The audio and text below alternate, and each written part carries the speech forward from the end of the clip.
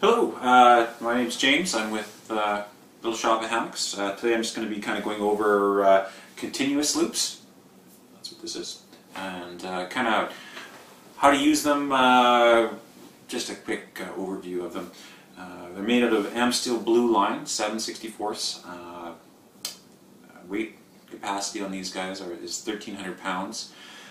With a splice, it maintains pretty much all of that for integrity-wise, compared to a knot where you can lose quite a percentage of that strength. So why we use them? They're very strong, they're very light, they don't absorb water, and very resilient. They're a very tough line, also used in your whoopee slings and such like that.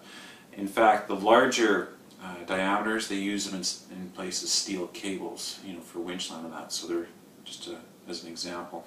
So today I'm just going to show you how to install one and where you'd use it. So I have a Grand Trunk hammock here, and there's other hammocks that are kind of the same. The end channel, what hooks onto the carabiners and stuff, is made, there's a static line cord of some sort, 5 mil, 6 mil, and they're fairly strong. However, they are the material itself does absorb water. You can actually if that's not really a big concern.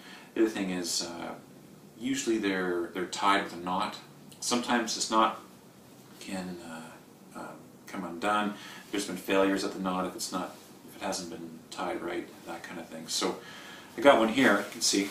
I can take the whole hammock out, but basically you clip your carabiner onto that, and this is the line that we're going to replace. So to do it, depending on how they're done, you either untie the knot, or if it's lark's headed through, which is basically passing the end of the line through, you just basically undo that and basically pull it through.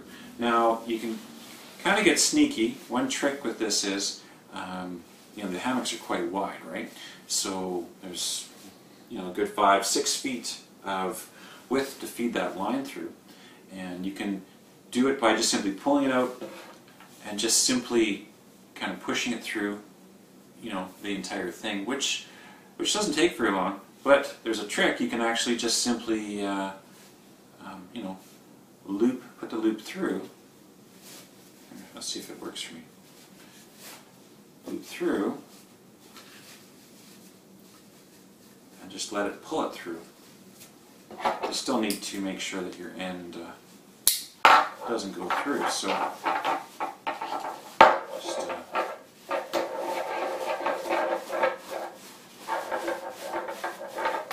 through.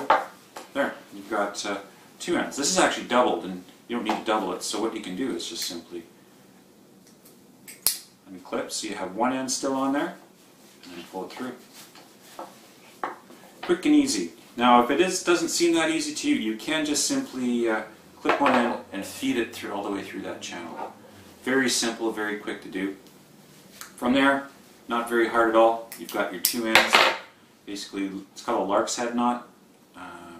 That makes it sound complicated, but it's not. Take one end, feed it through the other, tighten it up, and there you go.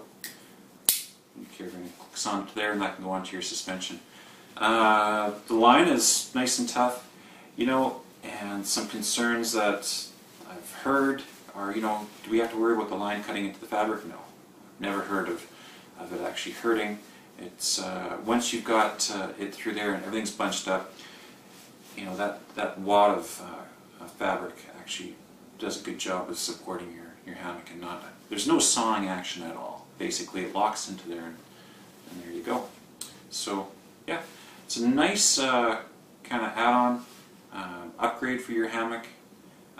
The stuff isn't going to break, and nice and strong. So yeah, if you have any questions regarding continuous loops, hey, send me a comment and I'll make sure to answer them.